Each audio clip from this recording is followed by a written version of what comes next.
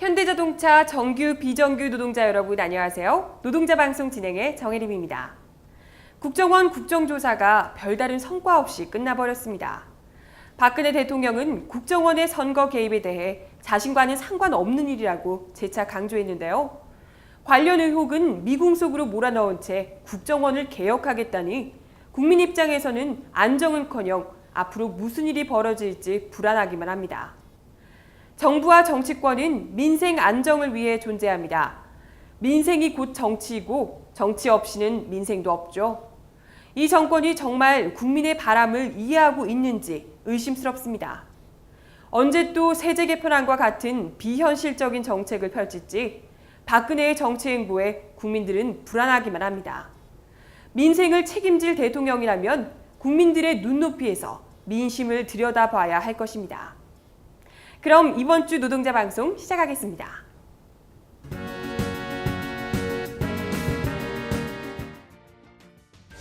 지난 26일 지부는 울산시 전역에서 보수 언론의 뉴스 보도를 규탄하는 대시민 선전전을 전개했습니다. 왜곡 보도에 대한 진실을 알려내고 불신을 막기 위한 노력입니다. 지난 28일 울산 본관 잔디밭에서 쟁대의 출범식이 진행됐습니다. 자세한 소식 잠시 후에 전해드리겠습니다. 이번 시간에는 임단협을 향한 보수 언론들의 악의적인 보도 행태를 짚어보고 조합원들의 목소리를 담았습니다.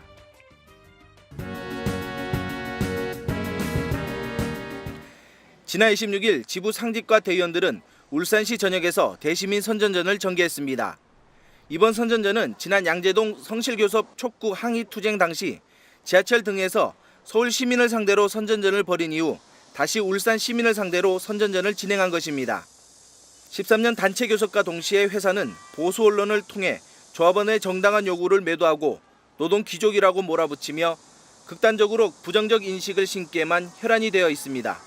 부분 파업 사실을 보도하면서 그 뒷꼭지에는 토요타의 비상과 디트로이트의 몰락을 강조해 노조 때문에 울산이 망할 것처럼 자본 편향적인 보도들만 쏟아내는 언론을 질타하고 여론을 바로잡기 위한 선전전이었습니다.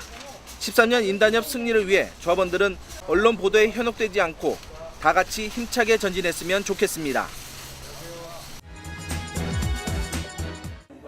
지난 28일 울산 본관 잔디밭에서 조합원 5천여 명이 참석한 가운데 중앙쟁대의 출범식이 있었습니다. 이날 출범식에서 문용문 지부장은 임단협을 시작한 지 100일이 넘어선 지금 사측은 4만 5천 조합원들의 정당한 요구를 기만하고 무시하고 있는 행태에 대해 성토하고 만약 납득할 수 없는 안을 낸다면 조합원 동지들의 단결된 힘을 모아 강력한 투쟁으로 돌파해 나갈 것이라고 말했습니다. 이 자리에서 문용문 지부장은 차기 임원 선거에 출마하지 않고 13년 임단협 승리를 위해 총력 매진하겠다고 의지를 밝혀 조합원들에게 많은 박수를 받았습니다. 저는 차기 선거에 출마하지 않습니다. 저는 저희 책임과 의무를 확실히 수행할 것을 조합원 동지들께 약속드리겠습니다. 이제 13년 임단협 승리를 위해 총력 투쟁하는 일만 남은 상황에 조합원 여러분들의 적극적인 관심과 참여 당부드립니다. 현대자동차 노조가 오늘 부분 파업에 들어갔습니다. 또 결렬됐습니다. 또 오늘과 내일 부분 파업을 벌입니다. 생산성에 비해 지나친 요구를 하고 있다는 지적이 나오고 있습니다. 지역사회는 물론 외국 언론들까지 파업을 강하게 비판했습니다.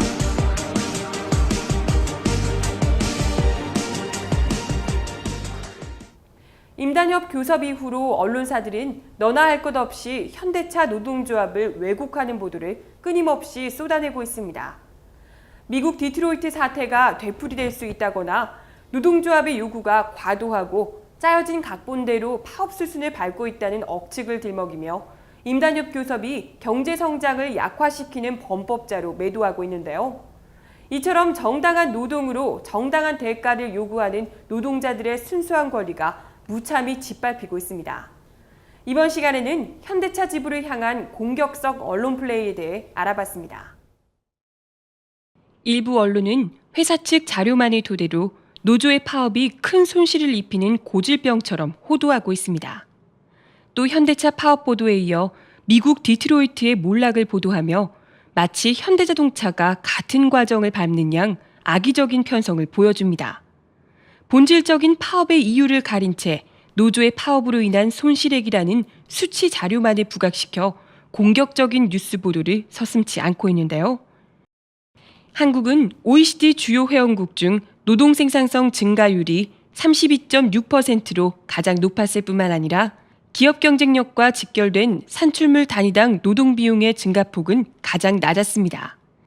이는 임금 상승분보다 훨씬 많은 부가가치를 창출했으며 세계 주요국 가운데 소속 기업 수익 증진에 가장 크게 기여했다는 것을 뜻합니다. 결국 조합원들은 현대차의 순이익 증가에 크게 기여하며 현대차를 손수 세계 5위의 글로벌 기업으로 성장시켰지만 도리어 회사는 임금 인상과 같은 노조의 정당한 요구를 언론까지 동원해 묵살시키고 있습니다. 4만 5천 조합원들이 원하는 것이 회사의 입장처럼 결코 과도하거나 무리한 것이 아닙니다. 노조의 이유 있는 요구안은 다음과 같습니다. 임금과 상여금은 회사의 성장에 따라 당연히 인상되어야 하고 순이익 30%를 성과급으로 지급하는 것도 10년 전 회사가 먼저 제안하고도 단 한 차례도 지급한 적이 없어 매년 요구하는 부분입니다. 고용안전 부분도 마찬가지입니다. 노조에 대한 면책특권은 이미 단협에 정해진 규정이고 정년 연장도 고령화에 따른 조합원의 고용 보장을 위한 당연한 요구입니다. 세계 주요 자동차 산업과의 생산 투입 시간 운운하며 사측의 입장이 정당화되고 있습니다. 생산 투입 시간의 차이는 공장의 현실을 고려하지 않은 악의적인 공격입니다. 지은 지 40년이나 된 울산 공장의 경우 시설이 노후되고 자동화율이 떨어져 차량 생산 시간이 경쟁 업체에 비해 많이 걸릴 수밖에 없습니다. 이는 결국 공장 시설에 투자하지 않은 회사의 책임을 조합원에게 떠넘기고 있는 것입니다. 또한 평균 근속 연수가 22년인 국내 공장과 이제 막 직원들을 고용하기 시작한 해외 공장과의 생산성을 비교하는 것은 이치에 맞지 않는 주장입니다. 그리고 노조 파업으로 2조 원이 넘는 생산 차질이 발생해 현대차가 곧 문 닫을 위기에 처한 것처럼 떠들어댑니다. 하지만 그 손실 대수 또한 회사가 정하는 수치일 뿐 어디에도 그만한 손실액에 대한 산출 근거가 없습니다. 또 라인이 정지한 파업 기간 동안 지급하지 않은 임금과 지출되지 않은 전기세가 있습니다. 전력 수요가 많은 요즘 정부로부터 공장을 세운 산업체에 대한 보상금도 회사가 받고 있습니다. 결국 손실만 보도한 언론은 수치만을 뻥튀기 해서 편향적으로 보도한 것에 불과하다는 소리입니다. 좀 화가 많이 납니다. 열받죠. 너무 왜곡 보도를 하니까 정말 화가 나죠. 휴일 특근은 내가 해도 되고 안 해도 되는 선택의 문제인데 이 휴일 특근까지 파업 손실금으로 다 잡아서 우리가 회사 현대자동차가 이만큼 손해를 봤다 이렇게 하니까 현실적인 부분은 전혀 드러내지 않은 채 수치상 손실만을 보도하는 일부 언론들의 악의적인 태도 때문에 잘못을 반성하고 전향적인 안을 제시해야 할 사측은 오히려 기세등등하게 해외 공장 생산을 늘리겠다며 오히려 조합원들을 압박하고 있습니다. 우리의 요구안을 폄하할 것이 아니라 우리의 현실, 우리의 노동조건, 노동시간, 생활임금 등의 문제를 객관적으로 보도해 줄 것을. 회사는 현대차를 크게 성장시키고 있는 4만 5천 조합원들의 정당한 요구와 권리에 대해 전향적인 안을 낼 수 있도록 노력을 기울여야 할 것입니다. 2013년 해외 노동 통계에 따르면 OECD 주요 회원국 중에서 한국은 노동 생산 증가율이 32.6%로 가장 높게 나타났습니다. 같은 기간 일본은 10.1%로 한국의 3분의 1 수준에 불과했죠. 그런데도 언론들은 일본 도요타의 실적을 운운하며 무조건 노조 파업부터 없애야 한다고 보도합니다. 적어도 언론이라면 표피적인 수치만을 보도할 것이 아니라 파업을 하게 된 근본적인 이유부터 보도해야 하지 않을까요? 언론의 편향된 시선은 오히려 국민의 신뢰도를 떨어뜨리고 결국 파행을 맞게 될 것입니다. 국민의 알 권리를 위한 정당하고 진실된 보도, 그것이 언론이 정말로 해야 할 일입니다. 이번 주 노동자 방송은 여기까지입니다. 시청 소감이나 궁금한 점은 현자지부 홈페이지 또는 스마트폰 플레이 스토어에서 현대자동차 지부 어플을 다운받아 이용해주세요. 그럼 다음 시간까지 안녕히 계세요.